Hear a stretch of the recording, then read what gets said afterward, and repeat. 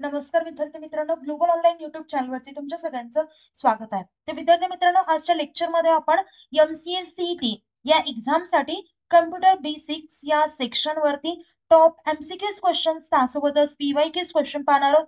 तर लेक्चर 1 आधीच अपलोड केलेलं आहे. हे लेक्चर 2 आहे. ओके, जर लेक्चर 1 केलं नसेल तर आधी ते पाहून घ्या, त्याच्यानंतर हे लेक्चर 2 करा. आपण अशी एक सिरीज लॉन्च केलेली आहे. यामध्ये आपण वेगवेगळे टॉपिक्स घेऊन येत आहोत. त्यामध्ये टॉप MCQ क्वेश्चन्स असतील. तर ते तुम्ही जर केले तर दुसरं काही करायची गरज नाही. तर विद्यार्थी मित्रांनो, व्हिडिओ आवडला तर व्हिडिओला लाईक करा आणि चॅनलला सबस्क्राईब करा, म्हणजे जेव्हा पण आम्ही नवीन व्हिडिओ अपलोड करू तेव्हा तुम्हाला त्याचं नोटिफिकेशन नक्कीच मिळेल. आता विद्यार्थी मित्रांनो, तुम्हाला जर ही एक्झाम क्रॅक करायची असेल, MCAच्या टॉप कॉलेजमध्ये ऍडमिशन घ्यायचं असेल, तुम्हाला करेक्ट गायडन्स हवं असेल, तर तुमच्यासाठी ग्लोबल ऑनलाईन प्लॅटफॉर्मने एक कम्प्लीट कोर्स लॉन्च केला आहे. त्यामध्ये सगळ्या सब्जेक्टचे लेक्चर्स होतील. यामध्ये थेअरी पण असेल, त्यासोबतच MCQ क्वेश्चन्सची प्रॅक्टिस देखील करून घेतली जाईल. यामध्ये लाईव्ह व्हिडिओ लेक्चर्स असतील, रेकॉर्डेड लेक्चर्स असतील, 50+ फुल सिलेबस टेस्ट सिरीज असेल. यामध्ये chapter wise plus full syllabus test series असते.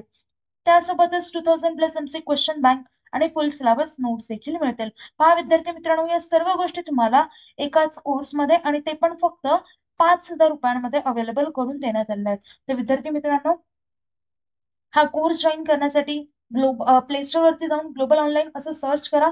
सर्च केल्यानंतर जी असा लोगो दिसेल तर लोगोचा ऍप डाउनलोड करा आणि ओपन करा. तुमचं नाव आणि नंबर एंटर केल्यानंतर तुम्हाला एक इंटरफेस समोर येईल. त्या इंटरफेस वरती तुमचा कोर्स सर्च करा, MCA CET असं सर्च केल्यानंतर खाली कोर्स येईल, तो एनरोल करा. त्यानंतर तुम्हाला आमच्या व्हॉट्सअप ग्रुपवर देखील ऍड केलं जाईल. त्यासोबतच ह्या सर्व गोष्टी तुम्हाला ऍक्सेस होतील. ओके, आणि कुठल्याही प्रकारची अडचण आली कोर्स डाउनलोड करताना किंवा एक्झाम रिलेटेड किंवा कोणत्याही गोष्टीबद्दल डाऊट्स असतील तर मी स्क्रीनवरती 2 नंबर दिले आहेत. त्या नंबरवरती तुम्ही व्हॉट्सअप थ्रू कॉन्टॅक्ट देखील करू शकता. चला तर आता लेक्चरकडे वळूयात. पहिला प्रश्न आहे, which among the following cycle consist of an input, processing, output and storage at its constituents. आता आपल्याला विचारलंय खालीलपैकी म्हणजे कोणत्या कोणत्या गोष्टी आहेत, इनपुट, प्रोसेसिंग, आउटपुट आणि स्टोरेज हे कॉन्स्टिट्युएंट्स आहेत. ओके, तर आता इथे काय येणार, करेक्ट ऑप्शन असेल डेटा. कारण ही जी सायकल आहे तर याला म्हणायचं डेटा प्रोसेसिंग सायकल. याच्यामध्ये which includes all 4 functions to turn data in useful output. त्यामुळे ते करेक्ट ऑप्शन असेल option E. Okay, next question पहा. Dash is data that has been organized and presented in a meaningful fashion. आता विद्यार्थी मित्रांनो, video pause करत जा, तुमचा आन्सर फाइंड आउट करा आणि त्यानंतर माझ्या आन्सर सोबत तुमचं आन्सर क्रॉस चेक करा, म्हणजे तुम्हाला कळेल की तुमची तयारी ही कितपर्यंत झाली आहे, कुठे तुम्हाला अडचण येते, या गोष्टीचं तुम्हाला अनालिसिस करता येईल. तर याचा करेक्ट आन्सर असेल ऑप्शन डी, ते म्हणजे information. Information is that data has been organize and presented in a meaningful fashion. म्हणजे इन्फॉर्मेशन ही एक असा डेटा आहे जो छान ऑर्गनाइज असतो. आता जेव्हा इन्फॉर्मेशन रॉ डेटा असतो तो इन्फॉर्मेशन बनतो, तेव्हा जो डेटाचा प्रोसेस होतो मग तो ऑर्गनाइज होतो आणि त्याच्यानंतर एका मिनिंगफुल फॅशन मध्ये तो कन्वर्ट केला जातो. ओके, नेक्स्ट क्वेश्चन पहा. Data or information use to run the computer is called. Options आहेत hardware, CPU, peripheral, software, none of this. Correct option असेल ऑप्शन डी, ते म्हणजे software. Data or information use to run the computer is called software. डेटाला किंवा information use करून एखादं computer run करण्यासाठी आपल्याला काय लागतं तर सॉफ्टवेअर लागतं. सॉफ्टवेअर म्हणजे काय, it refers to programs and instructions that tell the computer how to work with data. म्हणजे आता हे काय असतं तर एखादे प्रोग्राम्स असतात किंवा आणि इन्स्ट्रक्शन्स असतात, तर हे सांगतात की ते सॉफ्टवेअर त्या डेटा सोबत त्या इन्फॉर्मेशन सोबत कसं वर्क झालं पाहिजे. Okay, next question. The basic function perform by computer is or are. कम्प्युटरचं बेसिक फंक्शन विचारलंय. काय असतं, एकतर डेटा प्रोसेस करतं कम्प्युटर, बरोबर आहे. डेटा स्टोअर करतं, हो डेटा स्टोअर करतं. त्याच्यानंतर डेटा मुवमेंट म्हणजे डेटा ट्रान्सफर होतो डेटाला कंट्रोल करतो मग काय येणार ऑल ऑफ दिस म्हणजे हे सगळे काम आपलं कम्प्युटर करतं त्यामुळे करेक्ट ऑप्शन आहे ऑप्शन ई ऑल ऑफ दिस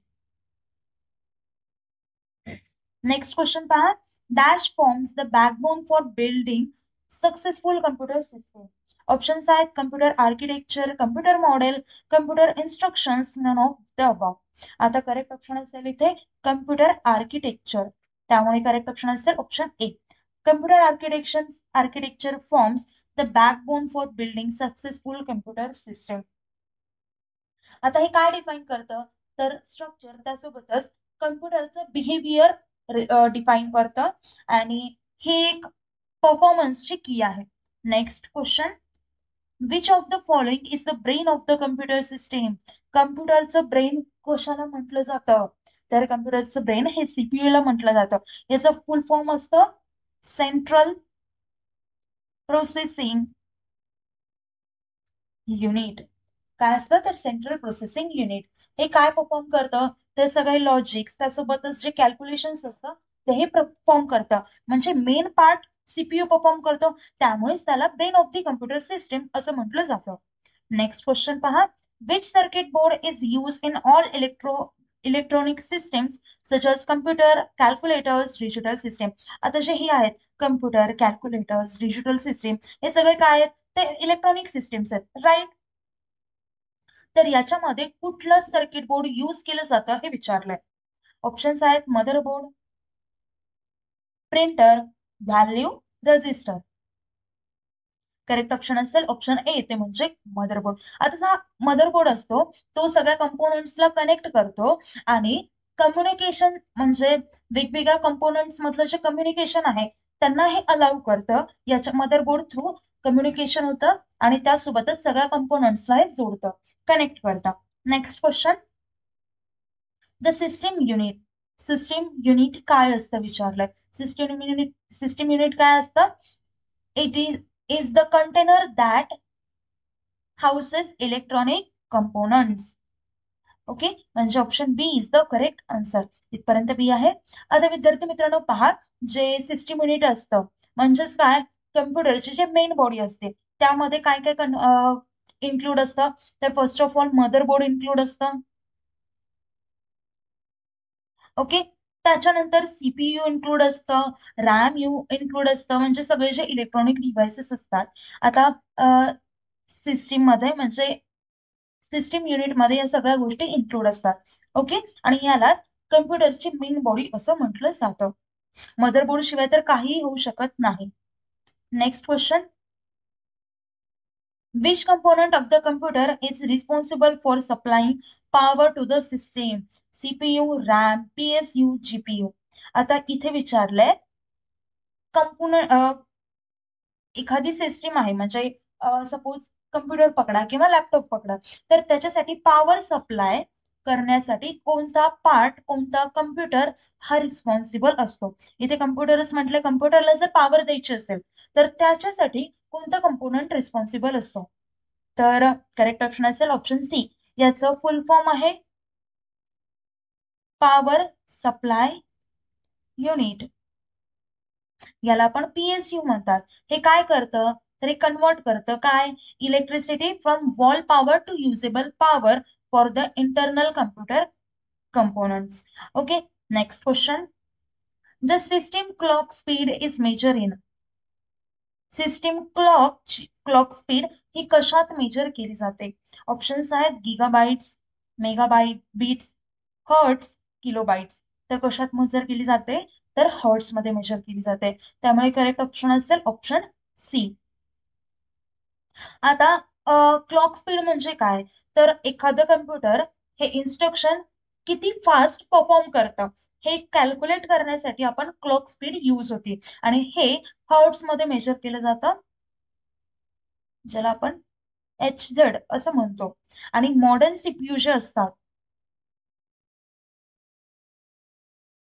जे मॉडर्न सीपीयूज असतात त्याच्यासाठी आपण गिगा हर्ट्स यूज करतो ओके तर विद्यार्थी मित्रांनो आता हे होतं आजचे क्वेश्चन्स व्हिडिओ आवडला असेल तर व्हिडिओला लाईक करा, चॅनलला सबस्क्राईब करा आणि जर तुम्हाला थेरॉटिकल गोष्टी पण शिकायच्या असतील, सगळ्या सब्जेक्टच्या शिकायच्या असतील, तर आपण जो कोर्स लॉन्च केलाय तो नक्कीच जॉईन करा. त्या कोर्सचा तुमच्या एक्झामसाठी डेफिनेटली फायदा होईल. तर आपलं लेक्चर इथेच थांबूयात. थँक्यू. Nice day. बाय.